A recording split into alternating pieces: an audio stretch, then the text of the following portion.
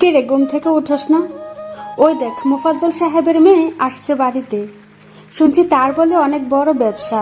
যা গিয়ে দেখ কোনো চাকরি জোটাতে পারস কিনা। আর কত ঘুমাবি বেহায়ার মতো? নামাজ তো পড়সই না। আর কয়দিন এভাবে শুয়ে শুয়ে খাবি? না ঘুমিয়ে নামাজ পড়ে আল্লাহর কাছে দোয়া তো করতে পারিস? দিন যাচ্ছে আর অলস হচ্ছস। জীবন বলতে যে কিছু একটা আছে, তোর সেটা খেয়াল আছে? তোর আছে শুধু ঘুম আর মোবাইল টিপা। এইভাবে শুয়ে থাকলে কি ঘরে ভাত আসবে? আর কয়দিন তুই আমাকে জ্বালাবি? আর কবে তুই আমাকে শান্তি দিবি? আর যদি তোর আব্বা বেঁচে থাকতো তাহলে হয়তো আমাকে এই দিন দেখতে হতো না। উঠবি নাকি ঝাড়ু দিয়ে দিব বাড়ি? সব জ্বালা হচ্ছে আমার। প্রতিদিনের মতোই মার এই একটাই ডায়লগ শুনতে শুনতে কান ঝালাপালা হয়ে গেছে। কিন্তু মোফাজ্জল সাহেবের মেয়ের কথা শুনে লাফ দিয়ে ঘুম থেকে উঠলাম আর বললাম, কোন মোফাজ্জল সাহেবের মেয়ে? ওই যে এলাকার শেষ মাতার মোফাজ্জল সাহেব। তার মেয়ে আবার কে? সুমাইয়া আক্তার মনি, সবাই মনি করে ডাকে। তুই তো ছোটবেলা তার সাথে কত খেলাধুলা করছিস, ভুলে গেছস? শুনছি সে এখন বড় কোম্পানির মালিক। যা গিয়ে দেখ তার কোম্পানিতে কোনো চাকরি জোটাতে পারস কিনা। কোন মনির কথা বলো? আমি নাই। আর কালকে ইন্টারভিউ দিলাম না, ওই জবটা হওয়ার সম্ভাবনা খুব বেশি। তুই এই জীবনে চাকরি পাবি না, আমি সেটা ভালো করেই জানি। গত 6 মাস ধরে তুই ইন্টারভিউ দিয়ে এসে আমাকে তুই এই একটা কথাই বলতাছস। যা ফ্রেশ হয়ে খেতে আস। আরে এই চাকরিটা হবে, আমি শিওর। হয়েছে জানি, এখন খেতে আয়। এই বলে মা চলে গেল। মা কোন মনির কথা বলছে আমি সেটা ভালো করেই জানি। ছোটবেলা একবার আমি তার কোমরে ঘুষি মেরেছিলাম, কারণ সে আমাকে প্রচুর অপমান করেছিল। সে বলেছিল আমি নাকি বলদ, কিছু বুঝি না। আমি বলে পাগলের মতো থাকি, সব সময় অপরিষ্কার থাকি। আমি বলে ছেঁচড়া, লোভী এসব বলে আমাকে অপমান করেছিল। তখন আমার প্রচন্ড রাগ উঠেছিল, তাই আমি তার কোমরে ঘুষি দিয়েছিলাম আর তার গালে চড় দিয়ে তার চশমা ভেঙে ফেলেছিলাম। এরপর থেকে তার সাথে আমার দেখা হয়নি, কারণ এর কিছুদিন পর সে ঢাকায় চলে গিয়েছিল। অনেকের মুখ থেকে শুনেছিলাম সে যদি আমাকে পেত তাহলে আমার খবর করে ছাড়ত। কিন্তু মনি আপু অপমান করার পরে একটা বিষয় আমার পরিবর্তন এনেছে, সেটা আমি অপরিষ্কার থেকে পরিষ্কার হয়েছি। আমি পরিষ্কার থাকতে ভালোবাসি। এখন মা বলে কিনা তার কাছে গিয়ে চাকরি চাইতে, জীবনেও না। যাই হোক, আমি ফ্রেশ হয়ে খাওয়া দাওয়া করলাম। আমার ঘরে বসে মোবাইল টিপতেছি। একটু পর মা এলো আর বলল, কি রে, রেডি হো, মনির কাছে যাবি না? না। কেন? মনে আছে ছোটবেলা একবার তাকে আমি কোমরে ঘুষি মেরেছিলাম? এখন যদি তিনি আমার উপর বদলা নেয়? আরে ওইসব তো ছোটবেলায় হয়েছে, এসব কি আর এখন মনে আছে? যদি মনে থাকে?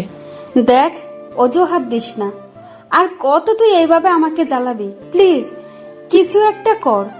কিছু টাকা হাতে নিয়ে একটা বিয়ে করে আমাকে মুক্তি দে। ওকে মা, আমি যাব, কিন্তু তুমিও আমার সাথে যাইবা।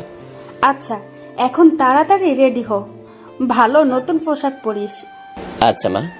এই বলে মা চলে গেল। আমি গোসল করে নতুন একটা ড্রেস পরলাম, সাথে আমার সিভিটা নিলাম। হেঁটেই মনিয়াপুদের বাসায় যাওয়া যায়। আমি আর মা মনিয়াপুদের বাসায় গেলাম। গেটে দেখি দারোয়ান চাচা, অর্থাৎ আলামিন কাকা, উনার সাথে খুব মজা করি। আমাকে দেখে আলামিন কাকা বলল, কি ভাতিজা, কি মনে করে এদিকে?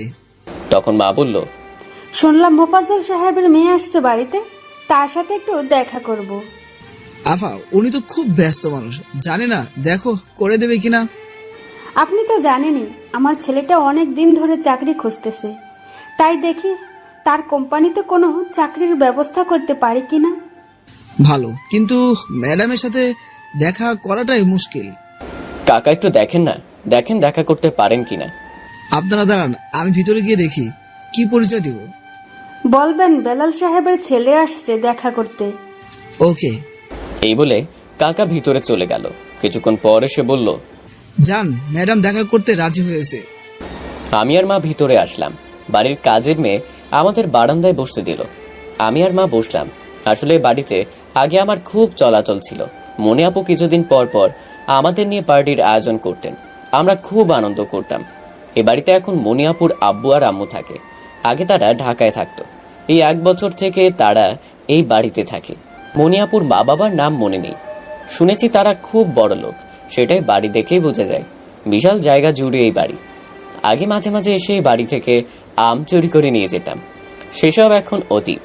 কিছুক্ষণ পর মনিয়াপু আসলো হাতে কফি নিয়ে। মনিয়াপুর দিকে তাকিয়ে আমি অবাক। আগের থেকে পুরোপুরি চেঞ্জ হয়ে গেছে। আগে চোখে মুখে যেই লাবণ্যতা ছিল তার 16 কণাও নেই। কেমন অচেনা হয়ে গেছে, কেমন যেন অন্যরকম। আগের মনিয়াপু আর এখন মনিয়াপুর মধ্যে আকাশ পাতাল পার্থক্য।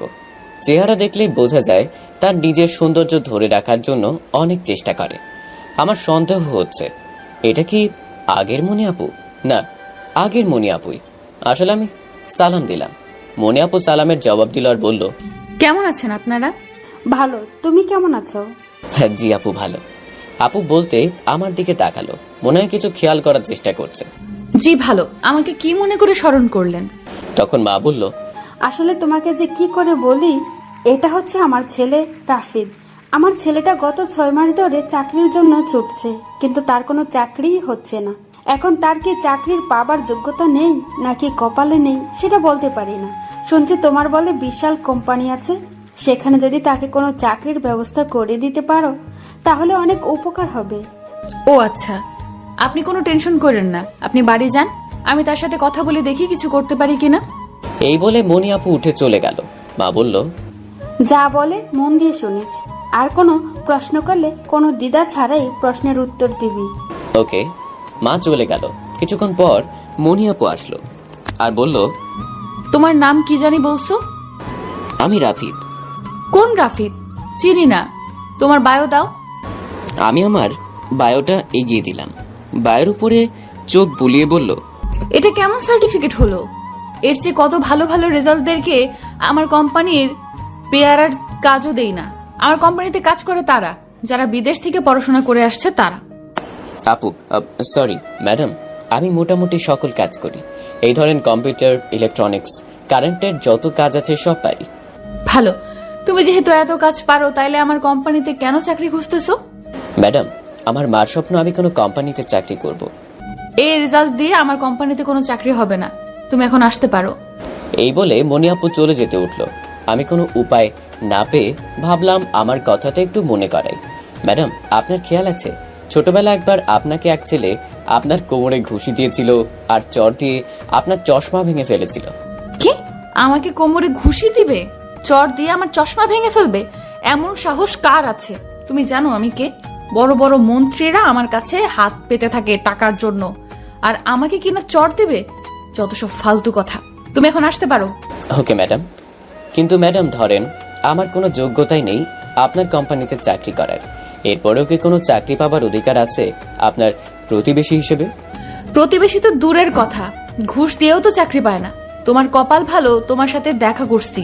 মাসের পর মাস সিরিয়াল দিয়েও আমার সাথে কথা বলার সুযোগ পায় না। এত অহংকার! করলাম না আপনার কোম্পানিতে চাকরি। অনেকটা হতাশ কণ্ঠে বললাম মনে মনে। ধন্যবাদ ম্যাডাম আমাকে সময় দেওয়ার জন্য। তাহলে আমি যাই। আমি উঠলাম চলে আসার জন্য। মনিয়াপু বলল, আচ্ছা শোনো। হ্যাঁ জি বলেন। তুমি বসো, আমি আসতেছি।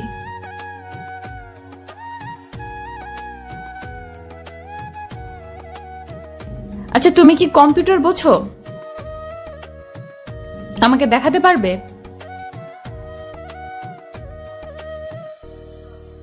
লকটা খুলো। Time 1 minute.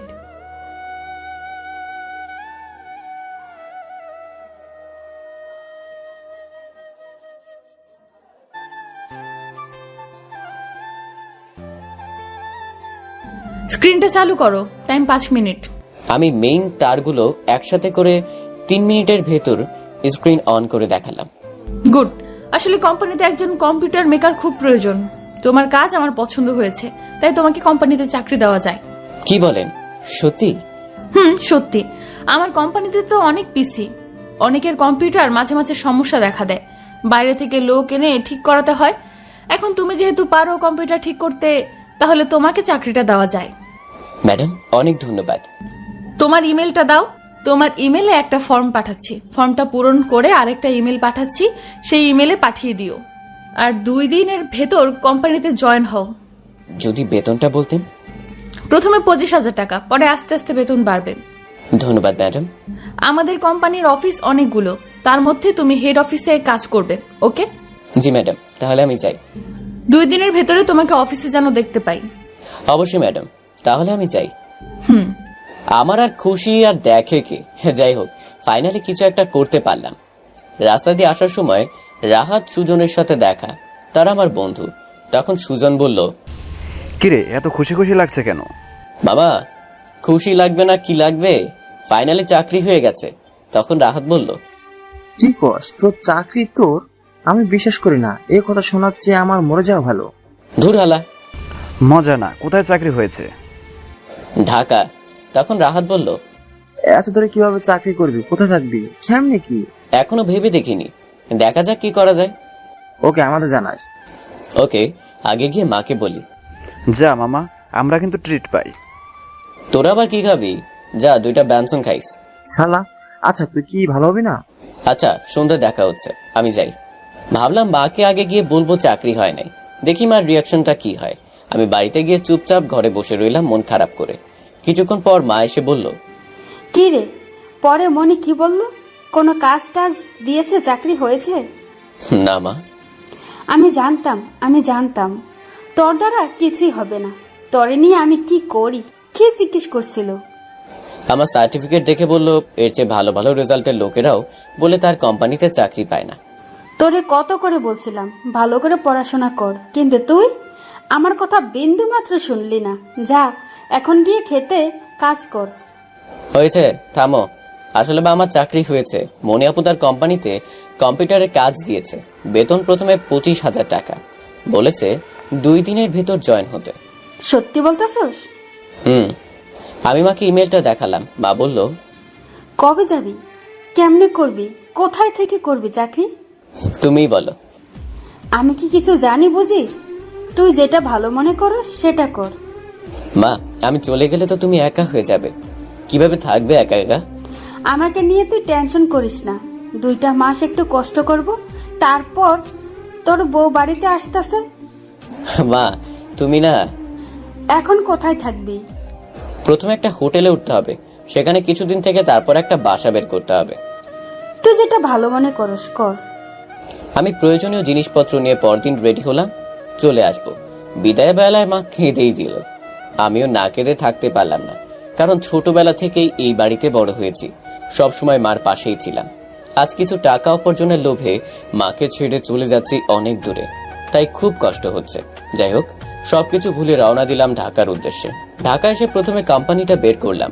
কোম্পানির একটু পাশেই একটা হোটেলে উঠলাম।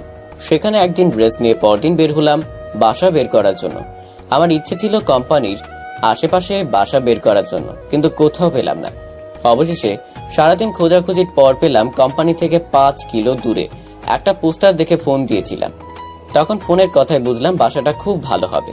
ভাবলাম না পাওয়ার চেয়ে যেটা পেলাম সেটাই ভালো, পরে না হয় আস্তে আস্তে কোম্পানির আশেপাশে উঠবো। এখন আপাতত কাজ চালানো যাক। আমি ওই দিন ওই বাসা দেখতে গেলাম। বাসা দেখে পছন্দ হয়েছে। একটা রুম, একটা বাথরুম আর একটা ব্যালকনি, কিন্তু ভাড়া একটু বেশি, মাসে 5,000 টাকা চায়। আমি কোনো কিছু না ভেবেই রাজি হয়ে গেলাম। আমার খেয়াল হলো আগামীকাল ওই তো কোম্পানিতে জয়েন করতে হবে, তাই আজকে রাতেই ঠিক করলাম হোটেল থেকে সবকিছু নিয়ে আসবো। আমি ওই দিন রাতেই সবকিছু নিয়ে আসলাম, নিচের ফ্লোরে বিছানা করলাম। এর ভিতরে মাকে ফোন দিয়ে সব জানালাম। পরদিন যথাসময়ে আমি ঘুম থেকে উঠে কোম্পানির সামনে হাজির হলাম। বড় করে লেখা আছে জেনি গ্রুপ। ভাবলাম এই জেনিটা আবার কে? অনেক খেয়াল করে মনে পড়লো, আরে এতে মনি আপুর ছোট বোন। জন্মের কিছুদিন পর মারা গিয়েছিল। তার বাবা তার ছোট মেয়ের নাম দিয়ে কোম্পানি খুলছে। আমি ভিতরে ঢুকতে যাব, দারোয়ান চাচ্চু আমার পথ আটকালো আর বলল, কার্ড কোথায়? কোন কার্ড? ওই যে দেখেন সবার কার্ডে, কার্ড ছাড়া ভেতরে ঢোকা যাবে না। আরে মামা, আমি নতুন চাকরি পেয়েছি, কার্ড এখনো পাইনি, ভিতরে গেলে পেয়ে যাব। না মামা, হবে না। আপনার কাছে কুরিয়ার মাধ্যমে কার্ড যাবে, সেই কার্ড দেখালে ভিতরে যেতে পারবেন। ওকে, আচ্ছা মামা, মনি ম্যাডাম কি ভিতরে আছে? তার সাথে দেখা করতে পারবো? ধর্মিয়া ফাজলামি করেন? ম্যাডামের সাথে দেখা করবেন? মুখের কথা, ভাগেন ওখান থেকে। কার্ড নিয়ে আসলে ভিতরে ঢুকতে পারবেন, না হলে পারবেন না। ওকে। এমন সময় দেখি পাজেরও গাড়ি এসে থামলো। গাড়ি থেকে একটা মেয়ে নামলো। আমি তাকিয়ে দেখি মনি আপু, সাথে তার সাথে আর একটা মেয়ে, সম্ভবত তার পিএস। মনি আপুকে দেখে আমি অবাক। বাড়িতে কিরকম দেখলাম আর এখানে কিরকম। Tight jeans pant, shirt, heel, জুতা, ঠোঁটে গাঢ় লিপস্টিক, চুলগুলো খোলা, চোখে চশমা। পাশ্চাত্যের মেয়েদের থেকে কোনো দিক দিয়ে কম না। তাকে আপু বলতে আমার লজ্জা হচ্ছে, তার দিকে তাকাতেই লজ্জা হচ্ছে। গ্রামে তাকে কি সরল সোজা মেয়ে মনে হয়েছে। আমাকে ক্রস করে যাওয়ার সময় আমি ডাক দিলাম, ম্যাডাম ম্যাডাম। ম্যাডাম আমার দিকে তাকালো। আমার কাছে তার পিএস আসলো। তার পিএস এসে বলল, কি এভাবে ডাকছেন কেন?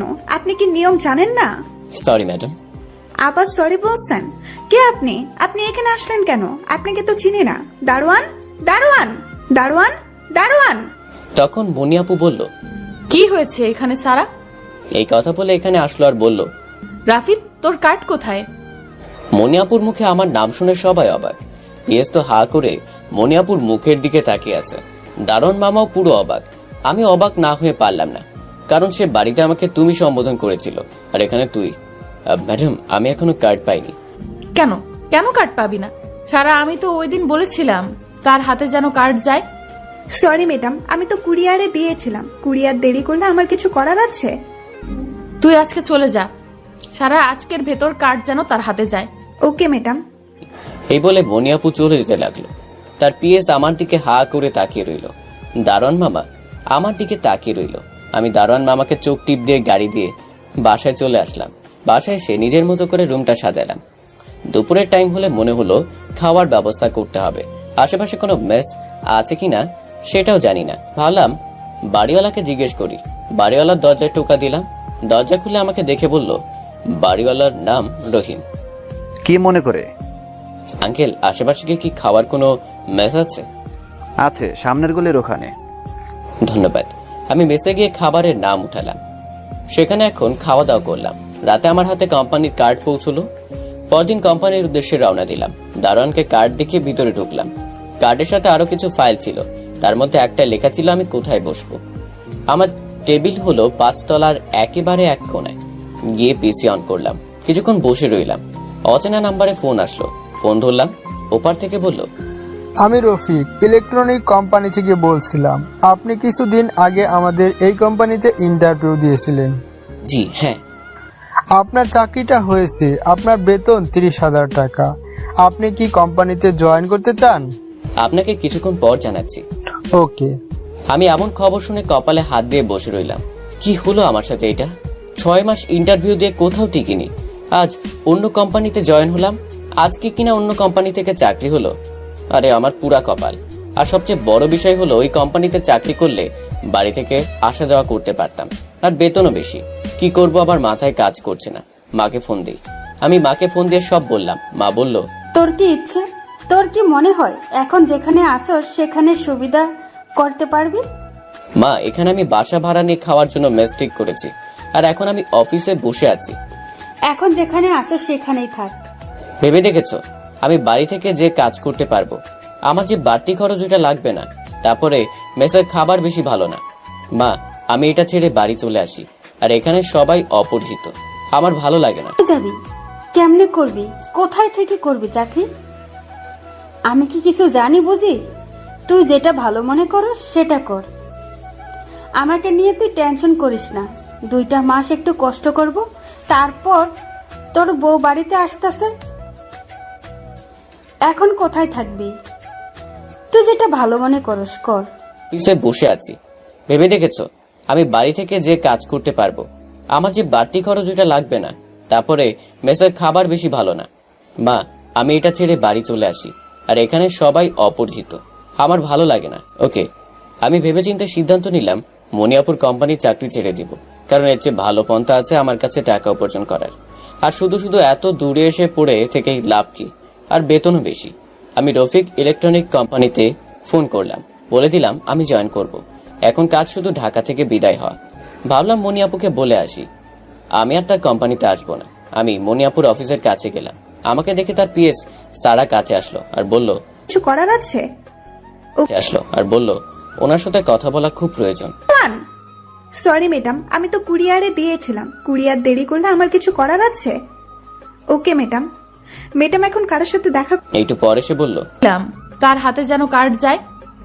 তুই আজকে চলে যা, সারা আজকের ভেতর কার্ড যেন তার হাতে যায়। কি অফিসটা তার নিজের মতো করে সাজিয়েছে, খুব সুন্দর অফিস। আমাকে দেখে মনিয়াপু বলল, কারো প্রয়োজন হয় তাহলে তোর অফিসে ফোন যাবে। আমি আসছি অন্য বিষয়ে কথা বলতে। কি বলবি বল। এটা ছেড়ে দিতে চাই। সারা আজকের ভেতর কার্ড যেন তার হাতে যায়। কি রাফিদ, তোরে যদি কারো প্রয়োজন হয় তাহলে তোর অফিসে ফোন যাবে। কি বলবি বল। কেন? চাকরি হয়েছে, বেতন 30,000 টাকা, সেজন্য আমি চাকরিটা ছেড়ে দিতে চাই। এখানে আসলি আবার চলে যাবি? 30,000 টাকা, সেজন্য আমি চাকরিটা ছেড়ে দিতে চাই। আসলে ম্যাডাম আমার বাড়ির কাছেই তো, সেজন্য। 30,000 টাকা? যা, আমিও তোকে 30,000 টাকা দেব, এখন গিয়ে কাজ কর। আসলে বাড়ির কাছে তো, সেজন্য হাত ছাড়া করতে চাচ্ছি না। ভালো, এত কষ্ট করে এখানে আসলি আবার চলে যাবি? বেতন জানি কত? 30,000 টাকা। যা, আমিও তোকে 30,000 টাকা দেব, এখন গিয়ে কাজ কর। রাফিদ, চাকরিটা ছাড়িস না, তোকে আমার প্রয়োজন পড়বে। আমি কোনোভাবেই আর এখানে থাকছি না। দেখি আপু এক দৃষ্টিতে আমার দিকে তাকিয়ে আছে। Sorry madam. তখন ম্যাডামের পিএস বলল, সরি আপু। এই বলে আপু পিসিতে মনোযোগ দিল। সারা আমার কাছে এসে আমার কার্ড নিয়ে নিল। আমি চলে আসলাম, ভাবলাম কাজ নিয়েই চলে যাই। গেট থেকে বের হতে যাবো এমন সময় দেখি মোবাইলে কল আসলো। দেখি ইলেকট্রনিক কোম্পানি থেকে। ফোন ধরলাম। হ্যালো, জি বলেন। জি হ্যাঁ। ম্যাডাম, সে যেহেতু থাকতে চাচ্ছে না তাহলে তাকে কেন বিরক্ত করছেন?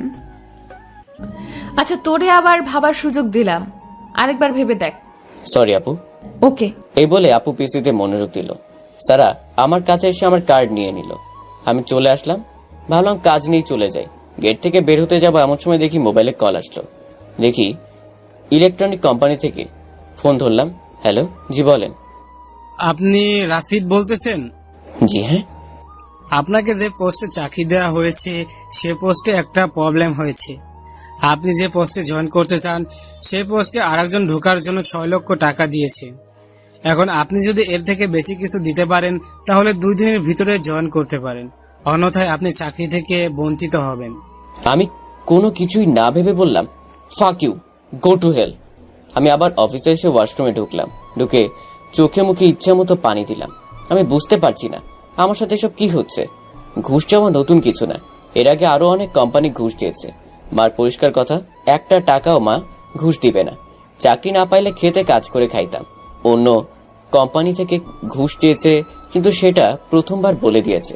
কিন্তু এই কোম্পানি প্রথমে আমার চাকরি শিওর করে তারপর ঘুষ চেয়েছে। আমার সাথেই কেন এরকম হয়? আসলে সব আমার দোষ, লোভ আমার বেশি। যেটা পেয়েছিলাম সেটা নিয়ে খুশি থাকতাম। এখন মনি আপু আমাকে আর চাকরি দিবে না, আর দেখা করতে পারবো কিনা সন্দেহ। সব দোষ আমার। প্রয়োজনের চেয়ে বেশি কিছু পেয়ে গিয়েছিলাম, সেজন্য মনের ভিতর অহংকার কাজ করছিল। এখন কই তোর অহংকার? কিভাবে আবার মনি আপুর সামনে যাব? না, যেতেই হবে। একবার অফিস থেকে বের হয়ে গেলে আর পাবো না, তার আগেই ধরতে হবে। দরকার হলে পায়ে পড়তে হবে, কারণ আমি মাকে আর কষ্ট দিতে চাই না। আমি মনিয়াপুর অফিসে গেলাম। দরজার সামনে দেখি সারা বসে আছে। আমাকে দেখেই তার মুখের রং পাল্টে গেল। বুঝলাম আমার খবর আছে। আমি আস্তে আস্তে সারার সামনে গেলাম। আমাকে দেখে সারা বলল, আবার কি মনে করে? ম্যাডামের সাথে একটু দেখা করব। ম্যাডাম এখন রেস্ট নিচ্ছে, তাই আজকে কারোর সাথে দেখা করবে না। কি করে উনি? সেসব জেনে তোর লাভ কি? আপনি আমাকে তুই করে বলেন কেন? আপনি আমাকে চিনেন? ম্যাডাম বলে তাই আমিও বলি। কি কোনো সমস্যা? না। আজ পর্যন্ত ম্যাডামকে দেখলাম না কারো কাছে রিকোয়েস্ট করতে। আজ তোকে কিনা রিকোয়েস্ট করছে চাকরি না ছাড়তে, আর তুই তো চাকরি ছেড়ে দিছিস। এখনো এখানে কি? কোনো এক সমস্যার কারণে আমি চাকরিটা ছাড়তে পারছি না। তুই তো চাকরি থেকে বের হয়ে গেছিস, সব জায়গা থেকে তোর নাম কেটে দেওয়া হয়েছে, তোকে চাকরি থেকে বাদ দেওয়া হয়েছে। তুই এখন আসতে পারস না, আমার আবার চাকরিটা দরকার।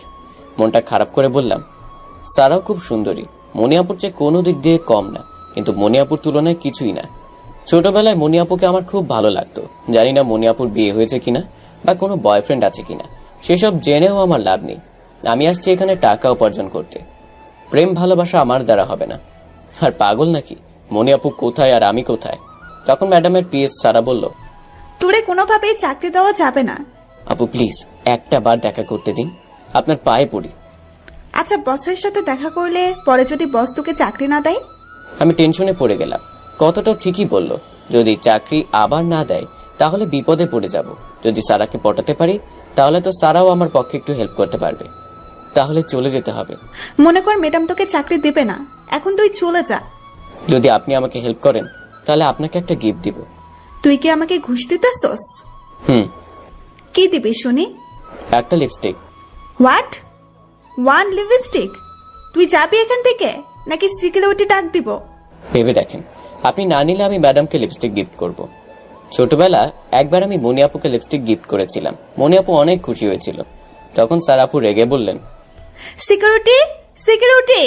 সারা জোরে জোরে চিৎকার করে সিকিউরিটি ডাকছে, যার কারণে মনিয়াপু বাইরে বের হয়ে আসলো আর বলল, সারা কি হয়েছে, চিৎকার করছো কেন? সরি ম্যাডাম, রাফিদ মনে হয় পাগল হয়ে গেছে। তার চাকরির জন্য আপনার কাছে সুপারিশ করতাম। তার বিনিময়ে সে আমাকে একটা লিপস্টিক গিফট করবে। জি ম্যাডাম, আপনার সাথে রাফিদ দেখা করতে চাচ্ছে। 10 মিনিট পরে বল আসতে। জি ম্যাডাম। মনিয়াপু চলে গেল। তখন সারা বলল, তুই কি ম্যাডামকে তাবিজ করছস? ম্যাডাম কারোর সাথে এমন ব্যবহার করেনি, সবার সাথে সমান ব্যবহার করে, এমনকি আমাকেও একটুও ছাড় দেয়নি। তোর সাথে এত ভালো আচরণ কিছুই বুঝলাম না। ম্যাডাম যেহেতু ভালো ব্যবহার করে তাহলে আপনিও ভালো ব্যবহার করবেন। করব না। আপনি ম্যাডামের পিএস এর মতো থাকবেন। আমি ম্যাডামের বডিগার্ড। ম্যাডামকে নিরাপত্তা দেওয়া আমার কাজ এবং ম্যাডামের সকল কাজে আমি পারদর্শী। বডিগার্ডের মতো থাকবেন। আমার হাতের এক চড় খেলে সারা জীবন মনে থাকবে। দেব একটা চড়? না থাক, আমি বরং ম্যাডামের সাথে দেখা করে আসি। আমি ম্যাডামের অফিসে ঢুকলাম। মনিয়াপু বলল, আবার কি প্রয়োজন? ম্যাডাম আপনার চাকরিটা প্রয়োজন। কেন ওইখানে আর যাবি না? না, কারণ তারা 6 লক্ষ টাকা ঘুষ চাচ্ছে। আমার আম্মু 1 টাকাও ঘুষ দিবে না। কিন্তু আমার এখানে তোকে আবার ঢুকাতে যে 6 লক্ষ টাকা লাগবে। ম্যাডাম টাকা দিতে পারবো না। তাহলে তুই আসতে পারোস। ম্যাডাম জানি আমার ভুল হয়েছে, প্লিজ একটু দয়া করুন। ম্যাডাম আপনার পায়ে পড়ি। আমার মার অনেক শখ একটা চাকরি করব। দেখ, তোর কাজটা এত গুরুত্বপূর্ণ না, তোরে আর এখন প্রয়োজন নেই। আমি বুঝতে পারছি মনিয়াপুর রাগ করছে, যেভাবে হোক রাগ ভাঙাতে হবে, কিন্তু কিভাবে? ম্যাডাম প্লিজ আমার সাথে এরকম করবেন না। ওকে, তোরে চাকরিটা দিলাম। আগে আমার থেকে তুই যে সম্মানটা পেতি সেটা কি আর পাবি? তুই আমার কাছে সব সময় অবহেলিতই হয়ে থাকবি। তুই কি সেটা চাস? সমস্যা নেই। আরেকটা জিনিস, তুই কোনো সময় বলতে পারবি না আমি তোকে চিনি, অথবা তুই আমাকে চিনিস। ওকে। তুই কোনো সময় আমার সামনে আসবি না। ওকে। এটাই তোর লাস্ট চান্স। তোর বিরুদ্ধে যদি কোনো কমপ্লেইন আসে আমি বলার আগে তুই চাকরি ছেড়ে দিবি। মানুষের তো ভুল হতেই পারে। না, তুই কোনো ভুল করতে পারবি না। Okay madam. দেখি ম্যাডাম রাগান্বিত হয়ে কথাগুলো বলছে। অফিসে কারোর সাথে 1 মিনিটের বেশি কথা বলতে পারবি না। কেন ম্যাডাম? আমি বলছি তাই। আর কোনো মেয়ের সাথে তো ভুলেও না, প্রয়োজন ব্যতীত। না ম্যাডাম, কথা বলার অধিকারটা অন্তত দেন। বুঝছি তোর চাকরি করার ইচ্ছা নাই। আচ্ছা ম্যাডাম। ম্যাডাম সারার সাথেও না। না, কারোর সাথেই না। এমন ভাব ধরবি যেন তুই কথা বলতে পারস না। ওই দেখ, একটা কাগজ প্রিন্ট হচ্ছে, কাগজটা নিয়ে আয়। কাগজের উপর চোখ বোলা আর স্বাক্ষর কর। আমি কাগজের উপর চোখ তুললাম, দেখি আপু যা বলছে তাই কাগজে লিখছে। আমি ভাবলাম এটা মেনে নেওয়া সম্ভব নয়, এমন শাস্তি জীবনেও শুনি নাই। আমি বললাম, আপনি যেহেতু আমার প্রতিবেশী তাহলে অন্তত আপনার সাথে কথা বলার অধিকার দেন। তুই তো আমার সামনে আসতে পারবি না। তুই যদি এই শর্তগুলোতে রাজি থাকিস তাহলে স্বাক্ষর কর। না ম্যাডাম, আমি পারবো না। ওকে, সিকিউরিটি ডাকতেছি তোরে বের করে দিতে। আপু আপনার সাথে কথা বলার অধিকার দেন। না। একজনের সাথে কথা বলার অধিকার দেন। না, কারোর সাথে না। প্লিজ একজনের সাথে। ওকে, সারার সাথে কথা বলতে পারোস। ওকে। এখন স্বাক্ষর দে। আমি স্বাক্ষর দিয়ে কার্ড নিয়ে অফিসে চলে আসলাম। মনি আপু কাজটা করলো কি? মনে হয় রেগে এই কাজগুলো করছে। রাগ ভাঙলে ঠিক হয়ে যাবে। দেখি দুপুরের খাবারের সময় হয়ে গেছে। আমি অফিস থেকে বের হয়ে এক চায়ের দোকানে গিয়ে হালকা কিছু খেয়ে অফিসে চলে আসলাম। এসে বসে বসে ঘুমাচ্ছি, কারণ কোনো কাজ নেই। অফিস শেষ করে বাসায় আসলাম। বাসায় এসে খাওয়া দাওয়া করে গোসল করলাম। রুমটা পরিষ্কার করে কিছুক্ষণ মোবাইল টিপে ঘুমিয়ে গেলাম। পরদিন অফিসে গেলাম। কিছুক্ষণ পর দেখি সারা কল দিল। সারা বলল তার অফিসে যেতে। তার অফিসে গিয়ে দেখি পরীর মতো সুন্দরী একটা মেয়ে দাঁড়িয়েছে। তখন সারা বলল, রাফিদ, উনি আমাদের কোম্পানিতে আসছে একটা চুক্তি করতে। কিন্তু ওনার ল্যাপটপটা কি যেন সমস্যা হয়েছে, দেখো তো। ওকে, আমি ওই মেয়েটার ল্যাপটপটা নিলাম, নিয়ে কিছুক্ষণের মধ্যেই ঠিক করলাম। তখন মেয়েটা বলল, এত তাড়াতাড়ি ঠিক হয়ে গেল? ওপেন করে দেখুন। মেয়েটা ল্যাপটপ ওপেন করলো। সারা ইশারায় বলল চলে যেতে। আমি চলে আসলাম। আমি পিসিতে মুভি দেখতে লাগলাম। কিছুক্ষণ সারা আবার কল করলো আর বলল, নিচতলায় 56 নম্বর অফিসে দেখো তো কি সমস্যা। আমি ওখানে গেলাম। তার কম্পিউটারের ডেস্কটপে একটু সমস্যা, সেটা সলভ করে আসলাম। এসে আবার মুভি দেখতে লাগলাম। দেখি মা ফোন দিয়েছে। কি রে, তুই না বললি বাড়িতে আসোস, এখনো তো আসলি না? মা ওইখানে টাকা চায় 6 লক্ষ, তাই আমি আর আসিনি। এখন মনিয়াপুর কোম্পানিতেই আছি। আচ্ছা, মন দিয়ে কাজ কর। ওকে, আবার মুভি দেখতে লাগলাম। কিছুক্ষণ পর দেখি মনিয়াপু কল দিল। আমি তড়িঘড়ি করে ফোন ধরলাম। জি ম্যাডাম, কোনো প্রয়োজন? তোর কি এটা মুভি দেখার জায়গা? না। তো মুভি দেখতেছিস কেন? অবসর টাইম পাস করছি। আর আপনি তো বলেছেন কারোর সাথে কথা না বলতে। আমার মুখের উপর কথা? Sorry madam. তোকে একটা ফাইল দিচ্ছি, এটা কমপ্লিট কর। ওকে। দেখি আমার ইমেইলে একটা ফাইল আসলো। আমি কমপ্লিট করলাম। কিছুক্ষণ বসে রইলাম। আমার এখানে কল আসলো, বলল 80 নম্বর রুমে বলে কি প্রবলেম হয়েছে। আমি সেখানে গেলাম। গিয়ে দেখি আমার সমবয়সী এক ছেলে কাজ করছে। সে বলল তার কম্পিউটারে কি জানি সমস্যা। আমি তার কম্পিউটার চেক করে সমস্যাটা বের করলাম। আমি কাজ করতেছি। সে বলল, ভাই আপনাকে তো আগে দেখি নাই। ভাই আপনি কি নতুন এসেছেন? জি ভাই। ভাই আপনার নাম কি? রাফিদ। আমি শিয়াব, দেখা হয়ে ভালোই লাগলো। আমি ওনার সাথে হ্যান্ডশেক করলাম। Me two. ভাইয়া এটা ঠিক করতে কতক্ষণ লাগবে? 10 মিনিটের মতো। ওকে। ভাই একটা প্রশ্ন ছিল। জি ভাই বলেন। ভাই এখানে দেখি সবাই সবার কাজ মন দিয়ে করছে, কারোর সাথে কেউ কথা বলে না, কারণটা কি? ভাই এটা কোম্পানির নিয়ম, এটা কেউ ভঙ্গ করলে তার চাকরি নট। আমি ভাবলাম যাক, তাহলে শুধু আমার জন্য নিয়ম না, সবার জন্য। যাক, বাঁচা গেল। কিন্তু এটা কি করে সম্ভব? একটানা 6 ঘন্টা কাজ করতে হয়, এর মধ্যে কেউ কারোর সাথে কথা বলে না। এমন নিয়ম আমি জীবনেও শুনিনি। এখন তো দেখি তারা কাজ করতে আসে না, জেলখানায় আসে। দূর, এত কিছু চিন্তা করে লাভ কি? আমি আমার চিন্তা করি। ভাই শেষ, এখন আসি। ওকে। আমি আমার অফিসে চলে আসলাম। কিছুক্ষণ পর সারা আমাকে বলল তার অফিসে যেতে। আমি সারার অফিসে গেলাম। সারা বলল, তাহলে কোনো কাজ নেই, আমার এই ফাইলটি কমপ্লিট করে দে। ওকে, এখানে বসে করি। ওকে। এই কোম্পানির একটা অদ্ভুত নিয়মের কথা শুনলাম। কি কথা? এখানে বলে প্রয়োজন ব্যতীত কারোর সাথে কেউ কথা বলতে পারে না। কেন? জানি না। আপনি জানেন না? এটা কি করে সম্ভব? এটা এই অফিসের নিয়ম। ও, কিন্তু নিয়মটা একটু অন্যরকম হয়ে গেল না? আমাকে জিজ্ঞেস করতেছস কেন? ম্যাডামকে গিয়ে জিজ্ঞেস কর। ওকে। আমি আর কিছু বললাম না, সোজা বাসায় চলে আসলাম। অফিস শেষ করে এসে খাওয়া দাওয়া করে গোসল করলাম, কাপড়গুলো পরিষ্কার করলাম। আমি পরিষ্কার থাকতে পছন্দ করি। আমি একটা কাপড় 2 দিনের বেশি পরি না, পরে সেটা ধৌত করে আবার পরি। আমি যতই অলস হই, কিন্তু পরিষ্কার থাকতে আমি পছন্দ করি। এভাবে কিছুদিন চলে গেল। আমার অফিসে অধিকাংশ সময় কাজ থাকে না, বসে বসে সময় কাটাই। মনিয়াপুর মতিগতি ভালো লাগছে না। আমার সামনে পড়লে কেমন জানি রাগী চোখে তাকিয়ে থাকে। কারণটা বুঝে পাচ্ছি না। আমি শুধু অফিসে বসে থাকি সেজন্য। একদিন রাতে দেখি সারা কল দিল। রাত তখন 9টা। আমি ফোন ধরলাম। কি রে, কই তুই? বাসায়। একটা জরুরি কাজে তোকে এখন আসতে হবে। হ্যাঁ, কেন? এখন আমি ঘুমাবো। আমি আর বস একটা মিটিং এ আছি, এখানে একটু সমস্যা হয়েছে, তোর এখানে আসতে হবে। ওকে, কোথায় আসতে হবে? আমি তোরে লোকেশন দিচ্ছি, যত তাড়াতাড়ি সম্ভব চলে আয়। ওকে। আমি রেডি হয়ে সারার দেওয়ার লোকেশনে চলে আসলাম। এসে দেখি এখানে একটা বিশাল হোটেল। আমি হোটেলে দেওয়ার রুমে চলে আসলাম। এসে দরজায় টোকা দিলাম। দেখি দরজা খোলা। ভেতরে ঢুকে দেখি কেউ নাই। আমি ভাবলাম সারাকে কল দিতে যাব, দেখি রুমে আরো 2জন ছেলে ঢুকলো। ঢুকে আমাকে উড়াধুরা মারতে লাগলো। আমি কিছু বলবো সে সুযোগ দিচ্ছে না। আমিও প্রতিহত করতে লাগলাম। আমি 2জনকে ধাক্কা দিয়ে ফেলে দিলাম। পর একজনের তলপেটে কিক চালালাম। আর একজনকে ইচ্ছা মতো কিক দিতে লাগলাম। পর একজন আমাকে লাথি দিয়ে নিচে ফেলে দেয়। পরে 2জন আমার উপরে ওঠে, তড়িঘড়ি করে আমার হাত পা বেঁধে ফেলে। একটা চেয়ারে বসিয়ে চেয়ারের সাথে বেঁধে তারা 2জন চলে যায়। আমি খেয়াল করলাম আমার নাক থেকে রক্ত পড়ছে, ঠোঁট ফেটে গেছে। আমি বুঝতে পারছি না তারা 2জন আমাকে মারবে কেন। 2জনের কাউকে আমি চিনি না, নাকি তারা অন্য কারো কথা এরকম করছে। কিন্তু কার কথা আমি বুঝতে পারছি না। আমি কারোর সাথে তো কোনো ঝামেলা করিনি।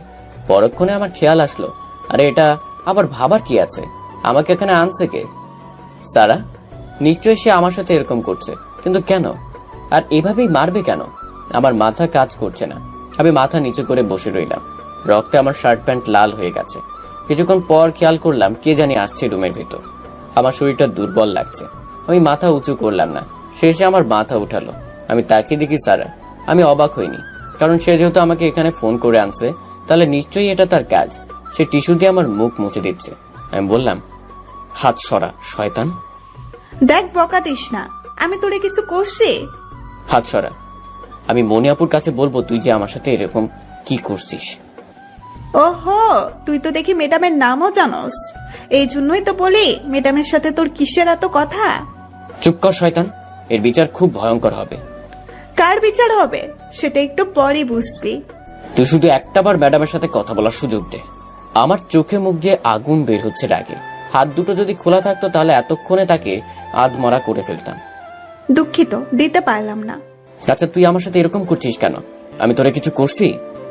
তোর সাথে আমার কোনো ঝামেলা নাই, ঝামেলা আছে আরেকজনের। কে সে? একটু পর দেখতে পারবি। তাকে বল আমার সামনে না আসতে। তাকে পেলে আমি মেরেই ফেলবো। সেই সাধ্য তোর নেই। দেখা যাবে। তুই সাহস থাকলে আমার হাত খুলে দে। দেখ তুই এখান থেকে বেঁচে ফিরতে পারস কিনা। ভাবনাই ফেলে দিলি। আচ্ছা যাই হোক, আমি চলে যাই। একটু পর তোর সাথে একজন দেখা করবে, তার কাছেই তুই তোর রাগ মিটাস। এই বলে সারা চলে গেল। কিছুক্ষণ পর আরেকজন কে জানি আসলো। তার দিকে তাকাতে আমার উপর আকাশ ভেঙে পড়লো। আমি কথা বলার ভাষা হারিয়ে ফেললাম। সেটা হলো মনিয়াপু। মনিয়াপু আমার সাথে এরকম করলো, আমি বিশ্বাস করতে পারতেছি না। মনিয়াপু আমার সামনে এসে বসলো আর বলল, ইস, তোর একটু বেশি মারছে। Sorry sorry. ওয়াই? তোর সাথে আমার কোনো শত্রুতা নেই। তাহলে কেন? মনে আছে আজ থেকে 10 বছর আগে আমার কোমরে ঘুষি দিয়েছিলি আর আমাকে চট দিয়ে চশমা ভেঙে ফেলেছিলি? মনে আছে। আসলে কি জানিস, আমি আমার মনকে শান্তি দিতে পারছি না। তোরে দেখলেই আমার সেই ছোট্টবেলার কথা মনে পড়ে। এটার জন্য এত কিছু করতে হবে? ওই দিনে আমাকে চট দিয়ে দিতেন, আমি কিছু মনে করতাম না। দেখ, তোর মনে করায় আমার কিছু আসে যায় না। তুই সেই 8-10টা ছেলের মতোই আমার কাছে, আর তোকে আমি নিজ হাতে মারব, না হলে আমার মন শান্তি পাবে না। আপনি যদি আমাকে মারতেন তাহলে আমার কোনো দুঃখ থাকতো না। আপনি মানুষ ভাড়া করে আমাকে মারছেন। আসলে আমি লোক পাঠাইছিলাম তোকে ধরে চেয়ারে বাঁধতে, কিন্তু তোকে কাবু করতে একটু সমস্যা হয়েছে। ও, সেই ছোট্টবেলা থেকেই আমার চোখে একটু সমস্যা। আজ আমি তোকে কানা বানাবো। যা ইচ্ছে করেন। আমার শরীর খুব দুর্বল লাগছে। মনোপু কোনো কিছু না ভেবে আমাকে ঠাস ঠাস করে 2টা চড় দিল, গিয়ে আরো 4টা চড় লাগালো। আমার গাল দুটো দিয়ে যেন আগুন বের হচ্ছে। তারপর আবার আমার নাকে মুখে ঘুষি দিতে লাগলো। চোখে একটা ঘুষি দিল, চোখ ফেটে যেন রক্ত বের হচ্ছে। এভাবে মারার কারণে ব্লিডিং আরো বেড়ে গেল। দেখি মনি আপু চলে যাচ্ছে। আমি বললাম, আপু আমার শরীরটা খুব দুর্বল লাগছে, অতিরিক্ত ব্লিডিং এর কারণে মনে হয় বাঁচতে পারবো না।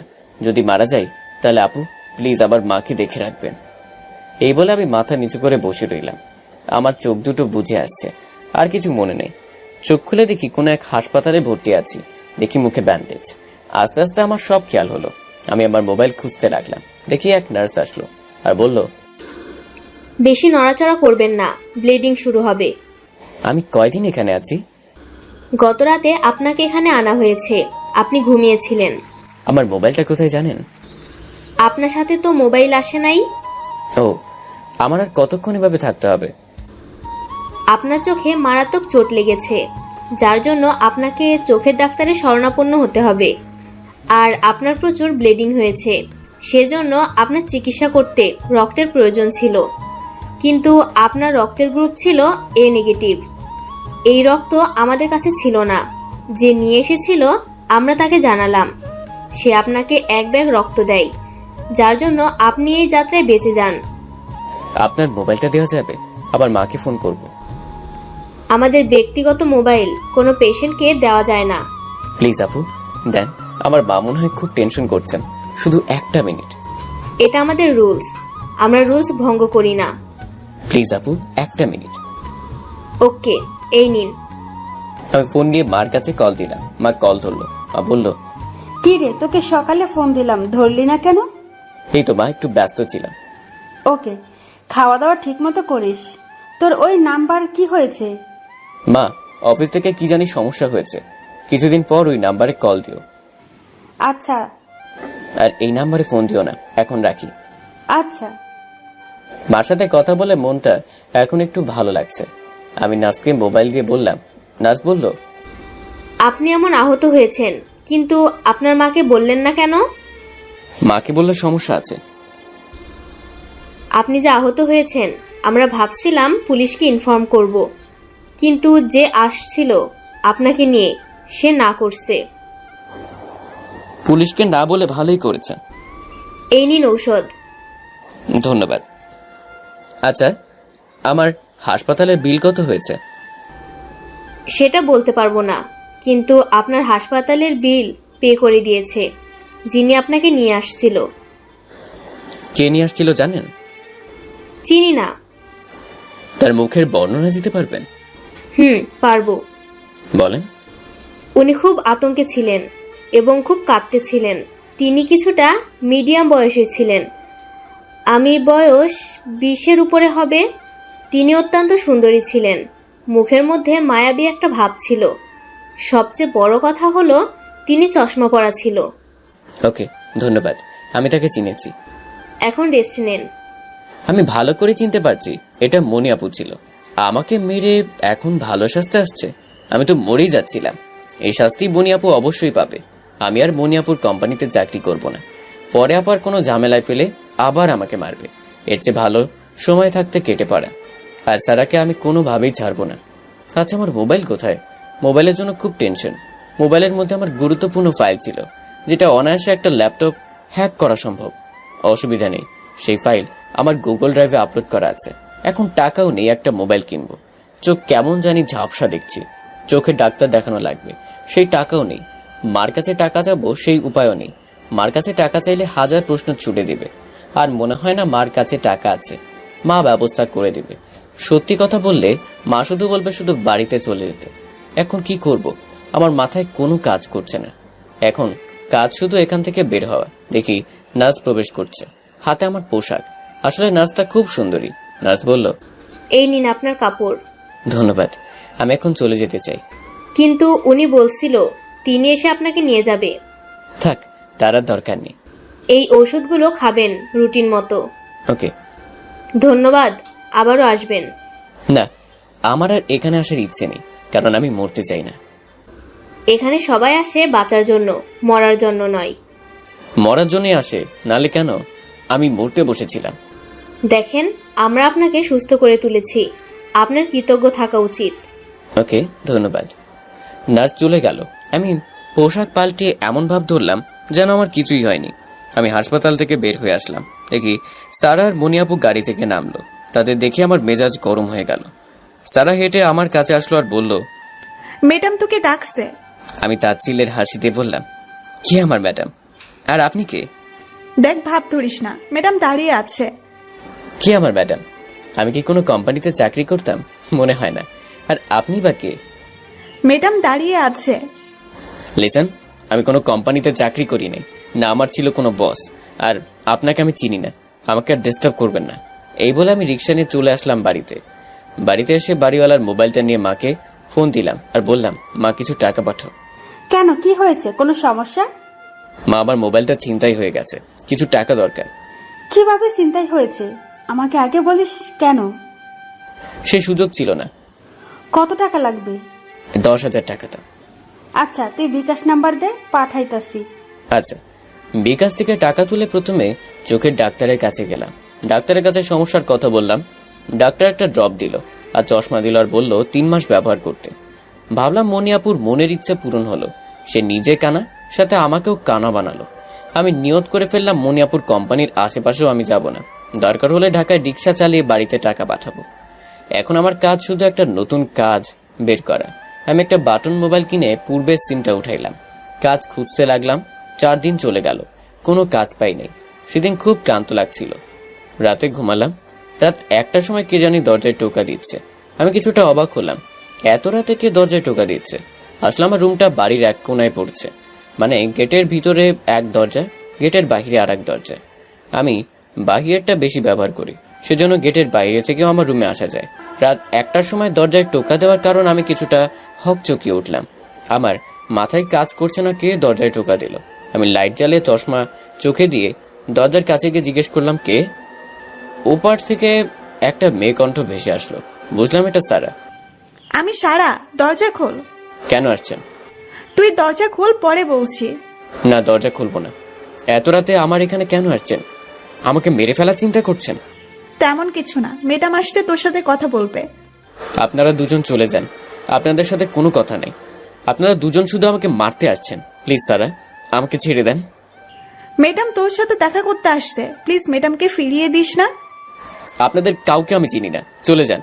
তুই যদি দরজা না খোলস, না হলে কিন্তু দরজা ভেঙে ঢুকবো। এই বলে দরজায় লাথি দিতে লাগলো। আমি বললাম ওকে, ম্যাডামকে বলেন আসতে। আচ্ছা। একটু পর মুনিয়াপুর কণ্ঠ শুনতে পারলাম। রাফিদ, তোর সাথে কথা আছে, প্লিজ দরজা খোল। ওকে আপু, দরজা খুলছি। যদি কিছু করার চেষ্টা করেন তাহলে আপনাদের দুজনকে আমি মেরে ফেলবো। আচ্ছা। আমি হাতের মধ্যে একটা ছুরি নিয়ে দরজা খুললাম। দরজা খোলার সাথে সাথে সারা আমার হাত থেকে ছুরি কেড়ে নিল। আমার টি শার্টের কলার ধরে গাড়ির সামনে নিয়ে গেল। গাড়ির দরজা খুলে আমাকে গাড়ির ভিতর ঢুকিয়ে দিল। দেখি আমার পাশে মনিয়াপু বসে আছে। আর মনিয়াপু বলল, অফিসে যাস না কেন? আর আপনার কোম্পানিতে চাকরি করব না। দেখ, তোকে আমি এভাবে আসতে বলছি, এটা তো সৌভাগ্য। লাগবে না আমার সৌভাগ্য, আপনি চলে যান। সরি, আমি অত্যন্ত দুঃখিত তোর সাথে এমন করার জন্য। মনিয়াপুর মুখ থেকে সরি শুনে নিজেকে অন্যরকম মনে হচ্ছে। আমি ভাবলাম মনিয়াপুর টাকার পিছনে ছোট শুধু। আসলে কি জানেন, প্রত্যেকটা মানুষেরই একটা মন থাকে। এই অতিরিক্ত রাগের কারণে মানুষ সঠিক সিদ্ধান্ত নিতে পারে না। সময় ফুরিয়ে গেলে সঠিক সিদ্ধান্ত মাথায় আসে। তখন যদি সে সেটা সমাধান করে, সেটা হলো বুদ্ধিমানের কাজ।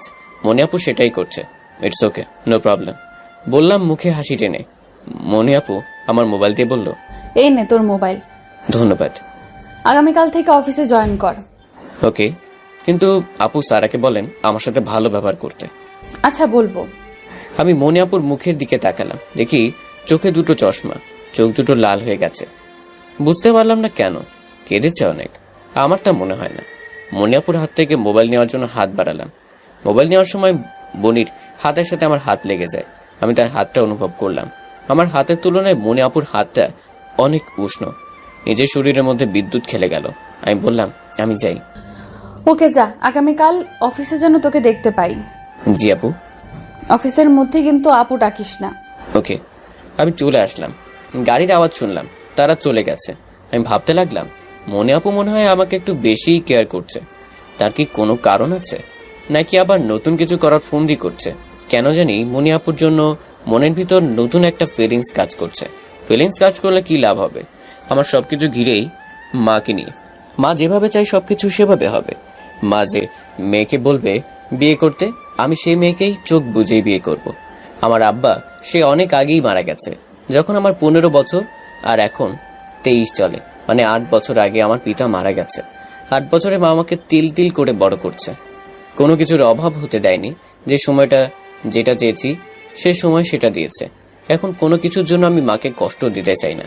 আর কোথায় মনি আপু আর আমি কি চিন্তা করছি, এখন যেহেতু মনি আপু রাত 1টার সময় এসে বলে গেছে তার কোম্পানিতে জয়েন করতে, তাহলে অবশ্যই আমি জয়েন করব।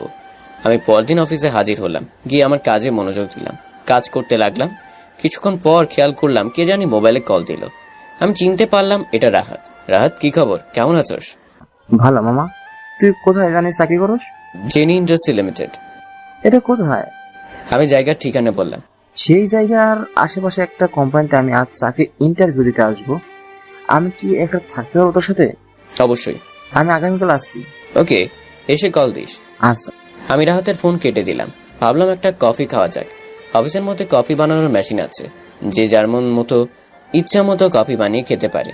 আমি কফির মেশিনের কাছে গিয়ে কফি বানাতে লাগলাম। তখন এক মেয়ে এসে বলল, একটু তাড়াতাড়ি করেন, আমার কাজ আছে। আমি তো আর মেশিন না, আপনি মেশিনকে বলেন তাড়াতাড়ি করতে। না, আপনিই তাড়াতাড়ি করেন। আচ্ছা দাঁড়ান, আমারটা আপনি নিয়ে যান। আপনি কি সুগার বেশি খান? হুম। আমি কম খাই। ওকে, এখন তাড়াতাড়ি করেন। এই বলে আমাকে ধাক্কা দিয়ে নিজের জায়গা দখল করে নিল। আমি এতক্ষণ মেয়েটার দিকে না তাকেই কথা বলছিলাম, তাকে দেখি সারা। আমি ভাবলাম সারা ছাড়া এই কাজ আর কেই বা করতে পারে। ও কণ্ঠস্বর চেঞ্জ করে এমন করছে, আমি বুঝলাম এটা ইচ্ছাকৃত। আমি বললাম, এটা কি করলেন? মজা করলাম, এই নে তোর কফি। আমি কফি হাতে নিলাম, তখন সারা বলল, আচ্ছা তুই কি ভাব একটু কম ধরে অফিসে আসতে পারোস না? এমন ভাব ধরে আসোস যেন তুই অফিসের বস আর আমার কর্মচারী। কই আমি ভাব ধরলাম? আবারও ভাব ধরিস? আবার কোথায় ভাব ধরলাম? আবারও? রাখেন আপনার ভাব, আমি গেলাম। এই বলে আমি হাঁটা ধরলাম। কি ভেবে যেন পিছনে তাকালাম, পিছনে তাকিয়ে 2 পা আগালাম। সামনে কার সাথে যেন ধাক্কা খেলাম। ধাক্কা খেয়ে আমার হাতের গরম কফি ওনার শরীরে পড়ে গেল। উনি হক চকিয়ে উঠে আমাকে কষে একটা চড় দিলেন। আমার চশমা পড়ে গেল। আমি চশমা চোখে দিয়ে বললাম, সরি স্যার, সরি স্যার। চুপ বেয়াদব, দেখে শুনে হাঁটতে পারিস না? সরি স্যার, আমারই ভুল। ভুল তো তোরই। এই বলে তিনি তার শরীর থেকে শার্ট খুলে ফেললেন। দেখি ওনার 6 প্যাক, সেই লেভেলের বডি। অফিসের সকল মেয়ে তার দিকে তাকিয়ে রইল, কারণ হ্যান্ডসাম ছেলে, 6 প্যাক। আমি একটা সময় 6 প্যাকে ট্রাই করেছিলাম, পরে অলসতার জন্য আর করা হয়নি। সারা এসে বলল, সরি সরি স্যার, কিছু মনে করবেন না। কেন কিছু মনে করব না? সে তো ইচ্ছে করেই আমার শরীরে কফি ঢেলে দিল। Sorry sir. এই তুই দেখে চলতে পারস না? থাপড়াই আর সব দাঁতগুলো ফেলে দেবো। ঠিক মতো কাজ করতে দিবি না তো চলে যাবে। Sorry madam. আবার আমাকে সরি বলস? স্যারকে বল। Sorry sir. দেখি তার বডিগার্ডগুলো আয়সা তাকে নতুন পোশাক পরিয়ে দিল। আমি আমার অফিসে চলে আসি। দোষটা আমার ছিল সেটা আমি মানলাম, কিন্তু সারা আমাকে কি অপমানটাই না করলো। উনি নিশ্চয়ই বড় কোনো ব্যক্তি হবে, সেজন্য সারা তাকে স্যার স্যার বলতেছে। কিছুক্ষণ পর সারা আসলো, আমার এখানে এসে বলল, সরি রে, তোকে অনেক অপমান করছি, কিছু মনে করিস না। উনি আমাদের বিজনেস পার্টনার, ওনাকে ম্যাডামও খুব সম্মান করে, সেজন্য তোর সাথে এমন করছি, কিছু মনে করিস না। ওকে, সমস্যা নেই, দোষটা আমার ছিল। জানি তোরে চর মারছে, কিছু মনে করিস না, আসলে উনি এমনই। সমস্যা নেই, এইসবের সাথে আমার অভ্যাস হয়ে গেছে। ওইদিন মনে আপু মারলো, আজকে এক অচেনা ব্যক্তি এসে মারলো, পরদিন আপনি মারবেন, এরপরে অফিসের সবাই আমার শরীরে হাত উঠাবে। আমি থাকতে এই অফিসের কেউ তোর শরীরে ফুলের টোকাও দিতে পারবে না। এটা যদি মনি আপু বলতো তাহলে বিশ্বাস করতাম। তুই আমাকে বিশ্বাস করিস না? না, করি না। শোন, ওই লোকটার সাথে বেশি ঝামেলা করিস না, উনি ম্যাডামের বয়ফ্রেন্ড। ওনা যদি কিছু করস, ম্যাডাম তোকে মেরে ফেলবে, আর তুই তো জানিস ম্যাডাম যেই দিকে আমি সেই দিকে। মনে হয় না এই অফিসে বেশি দিন টিকতে পারবো। পারবি পারবি, আস্তে আস্তে অভ্যাস হয়ে যাবে। সেটা আপনি ঠিক বলেছেন। একটা প্রশ্ন করি? কর। ম্যাডামকে আপনি কি রকম চোখে দেখেন? আমার কাছে ম্যাডামকে খুব ভালো লাগে, উনি আমার সকল সমস্যা বোঝে। আমি তো নিয়ম করেই ফেলছি ম্যাডামের বিয়ের পরে আমি বিবাহ করব, আর মনে হয় শীঘ্রই বিয়ে করে ফেলবে ওনাকে। ও ভালো। আপনি কাকে বিয়ে করবেন? আপনাকে তো কেউ পছন্দ করবে না, বললাম মুখে হাসি টেনে। আমাকে বিয়ে করবে না এরকম মানুষের অভাব? অভাব। যদি আমাকে বলেন তাহলে আমি রাজি হব না। তুই রাজি না হলে তোরে কিডন্যাপ করে বিয়ে করব। কত শখ! শখেই তো আল্লাহ আল্লাহ কর, যাতে কেউ আমাকে পছন্দ করে। পছন্দ করলে তুই বেঁচে যাবি, না হলে তোর খবর আছে। সেটা দেখা যাবে। আমি চাই। ওকে। আমি আর কিছুক্ষণ অফিস থেকে রুমে চলে আসলাম। পরদিন রাহাত আসলো। সে গিয়ে তার কোম্পানিতে ইন্টারভিউ দিল। ইন্টারভিউ দিয়ে সে বলল খুব ভালো হয়েছে। তখন রাহাত বলল, দোষ, আমি মনে হয় চাকরিটা পেয়ে গেছি, এখন বাড়ি চলে যাই। কোম্পানি থেকে মনে হয় 2-1 দিনের ভিতর কল আসবে। এখন একেবারে ঢাকা চলে আসবো। তোর এখানে থাকার ব্যবস্থা আছে না? আছে, আজকে থাইকা যা। থাকলেই দেরি হয়ে যাবে, আমি গেলাম। ওকে, ফোন দিস। আচ্ছা। রাহাত চলে গেল। রাহাত আসলে ভালোই হবে, দুজন একসাথে মজা করতে পারবো। 3 দিন পর রাহাত আসলো, এসে কোম্পানিতে জয়েন করলো। এভাবে 1 মাস চলে যায়। প্রথম মাসে বেতন দিল 30,000 টাকা। আমি ভাবলাম মোটামুটি ভালোই, খারাপ না। আমি বেতন পেয়ে মাকে ফোন দিলাম, কেমন আছেন? ভালোই। বেতন পেয়েছি। কত? 30,000 টাকা। আমার এখানে খরচ গিয়েছে 10,000 টাকা, বাকি টাকা পাঠাচ্ছি। পাঠা, তোর জন্য মেয়ে দেখছি। দেখছো? কিন্তু মা, আমার হাতে তো এখন টাকা পয়সা নেই। তুই কোনো চিন্তা করিস না, এখন বল তুই কবে আসতে পারবি? তুমি যেদিন বলবে। আগামী সপ্তাহে আসতে পারবি? আসতে পারবো, শুধু শুক্রবার ছুটি। তোর সাথে তো রাহাত থাকে, তাকে নিয়ে একেবারে আসিস। আচ্ছা। তুই তো জানিস আমি বাড়িতে একা, সাথে যদি বৌমা থাকে তাহলে আমার কোনো টেনশন থাকবে না। মা, তোমার যেটা ভালো মনে হয় করো। আচ্ছা, আমি পরশু তাদের বাড়িতে যাব, পরে তুই আসলে কথা ফাইনাল করব। আচ্ছা। তো রাইখা দে। আমি ফোন কেটে দিলাম। রাহাত এখন আমার সাথেই থাকে। আমি যে রুমে থাকি সেই রুমে ইজিলি দুজন থাকতে পারবো। রাহাত আলাদা তোষক বিছিয়ে থাকে, আমার কোনো সমস্যা নেই। রাহাত বলল, কে ফোন করছে? মা ফোন করছে, আমার বিয়ের জন্য মেয়ে দেখছে। আগামী সপ্তাহে বাড়িতে যাচ্ছি, তোর যেতে হবে। ওকে, যাব। সিগারেট খাবি? ধুর হালা, তুই জানিস না আমি এসব খাই না। আরে বন্ধু, একটা টান দিয়ে দেখ কেমন লাগে। বিয়ের পরে তো আর খেতে পারবি না। আমি এখনো খাবো না, পরেও খাবো না। আরে খেয়ে দেখ, টেনশন থেকে সব সময় মুক্ত থাকবি। এই বলে রাহাত সিগারেট ধরতে যাবে, তখন আমি বললাম, বাইরে যা, গন্ধ সহ্য করতে পারি না। যাচ্ছি। আমি কিছুক্ষণ মোবাইল টিপে ঘুমিয়ে গেলাম। পরদিন সকালে ঘুম থেকে উঠে খাওয়া দাওয়া করে অফিসে গেলাম। মনিয়াপুর সাথে পরে আর কোনো কথা হয়নি। সারার সাথে খুবই অল্প করি। আস্তে আস্তে কোম্পানিতে অভ্যস্ত হয়ে গেলাম। এখন সবার কাছেই আমি পরিচিত। ভাবতে অবাক লাগছে, আর কিছুদিন পর বিয়ে। আল্লাহ আল্লাহ করি যাতে ভালো মেয়ে কপালে জুটে। আজকে অফিসে বেশি কাজ ছিল না, রুমে চলে আসলাম। মেসের খাবার আর ভালো লাগে না, পেটের খিদায় শুধু খাই। টাকাও নাই যে ভালো মন্দ খাবো। রাহাতেরও আমার মতো মাসে 30,000 টাকা বেতন। তার একটা লোকাল কোম্পানি, 10 বছর বেদের চাকরি। রাহাতের ফ্যামিলির সবাই আছে। রাহাত আর সবুজ আমার ছোটবেলার বন্ধু। ছোটবেলা থেকে আমরা একসাথে এসএসসি দিয়েছিলাম। পরে আমি কারিগরি লাইনে চলে আসি। সবুজের এখনো কোনো চাকরির ব্যবস্থা হয়নি। ওর বাবার একটা ব্যবসা আছে, ওইখানে সে সময় দেয়। এখন ওর যদি এদিকে কোনো চাকরি হয় তাহলে তিনজন একসাথে অন্য আর একটা ফ্ল্যাট নিয়ে থাকবো। সবুজের এখনো কোনো আপডেট পাইনি। আমি দুপুরের খাবার খেয়ে বাসায় এসে ফ্রেশ হয়ে বিকেলে খেলতে বেরোলাম। রাহাত এখনো রুমে আসেনি। বাসার পাশে একটা মাঠ আছে, ওইখানে ক্রিকেট খেলি। এই 1 মাসে তাদের সাথে ভালোই পরিচয় হলাম। ছোটবেলা থেকেই আমাদের তিনজনের খেলার প্রতি একটু বেশি ঝোঁক ছিল। বিকেলে খেলাধুলা করে বাসায় আসছি, দেখি অনেক মানুষ নামাজে যাচ্ছে। এখানে আসার পর নামাজ কি জিনিস ভুলেই গিয়েছিলাম। বাড়িতে থাকতে মার বকাঝকার কারণে নামাজ পড়তাম। এখানে এসে যেন সবটাই ভুলে গেলাম। কেন জানি মনে হলো নামাজ পড়া উচিত। নামাজ পড়ে রুমে আসলাম। কোম্পানি থেকে একটা নতুন ল্যাপটপ দিয়েছে, ল্যাপটপটা নিয়ে বসলাম। রাহাত রুমে আসলো। আমি বললাম, আজকে এত দেরি করলি কেন? কোম্পানিতে আজকে বেশি কাজের চাপ গিয়েছে। তোদের বস কি মেয়ে নাকি? না দোস্ত, চল না, আগামীকাল ভালো মন্দ খাই।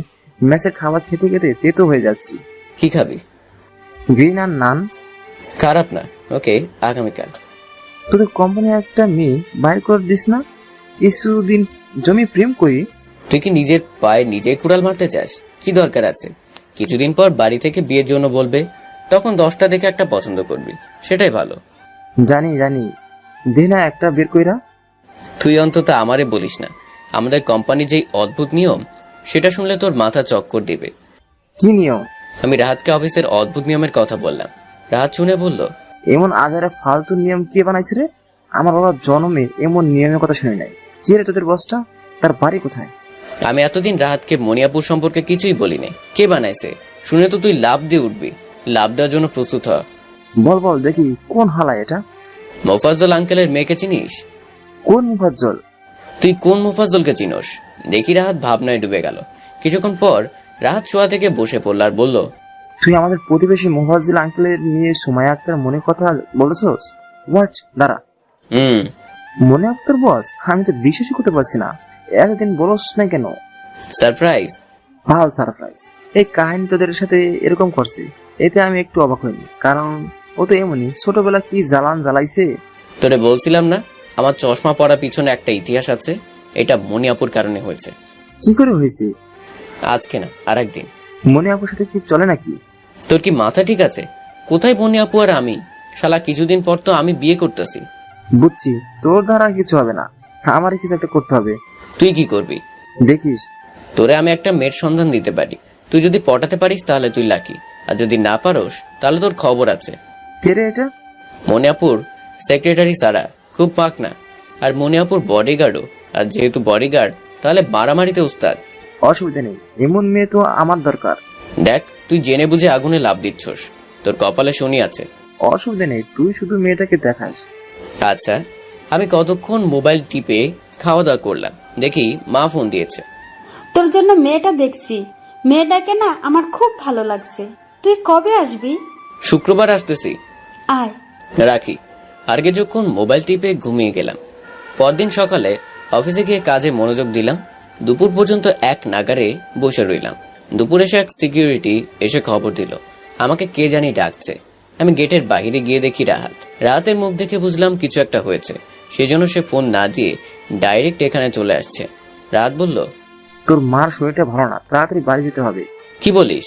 আমি গতকাল রাতেই মার সাথে কথা বললাম, তখন তো মার শরীর খারাপের কথা বলেনি।